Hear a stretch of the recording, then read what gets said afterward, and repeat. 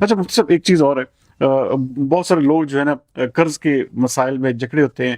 بہت سارے جگہوں پہ ہم نے یہ بھی دیکھا سوشل میڈیا پہ، کیونکہ اب ہر چیز سامنے آ جاتی ہے کہ یار اس شخص نے اتنے پیسے دینے اور یہ خود وہاں پہ جا کے حاجی نمازی بنا ہوا اور یہ وہاں پر جا کے عمرے کر رہا ہے، اور اس نے اتنے لوگوں کا جو ہے وہ قرضہ دینا ہے، اتنے لوگوں کے پیسے دینے ہیں، تو کیا اس بندے پر کوئی ہے جتوئی صاحب جو قرض کا معاملہ ہے نا، جی یہ بڑا ہی حساس معاملہ ہے، بڑا ہی حساس ہے.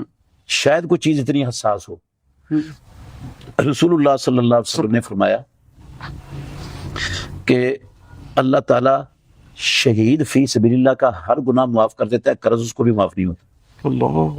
اللہ بندہ مر جائے نا قرض والا، قرض کی معافی نہیں ہے. میں ایک حدیث سنا دیتا ہوں، فائدہ ہوگا ناظرین کا اس سے بڑا.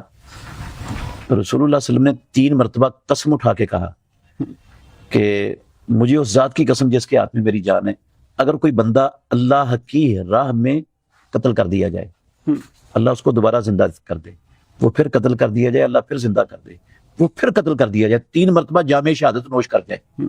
پیارے پیغمبر نے فرمایا اگر اس بندے پر قرض ہے اس وقت تک نہیں جنت میں جائے گا جب تک یہ قرض نہیں اترتا. اللہ اکبر. حالانکہ شہید کے بارے میں یہ ہے اس کا خون کا قطرہ بعد میں گرتا ہے اور اللہ اس کے سارے گناہ پہلے معاف کر دیتا ہے، لیکن یہ قرض حقوق العباد میں آتا ہے، حقوق العباد نہیں معاف ہوتے. یہ حقوق العباد کا ہے قرض. تو اب ایک بندے نے قرض دینا لوگوں کا واقعتاً دینا ہے، لوگ اس کے پیچھے چڑے ہوئے ہیں اور وہ حج پر جا رہا ہے یا عمرے پر جا رہا ہے تو غلط کر رہے ہیں. حج پر جائے، عمرے پر جائے، لیکن اپنے پیسوں سے جائے، لوگوں سے قرض اٹھا کر نہ جائے. پہلے قرض اتار دے پھر جتنے مرضی حج عمرے کرے.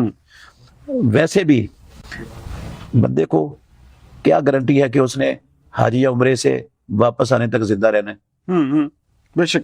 اچھا میں آخر میں بالکل پروگرام کے، اور وہ واپس آ کے قرض پہلے سب سے پہلے پرائرٹی جتنی بھی مصروفیات ہے نا اس میں سے پرائرٹی قرض ادا کرنے کو دینی چاہیے. کرنے کو دینی چاہیے.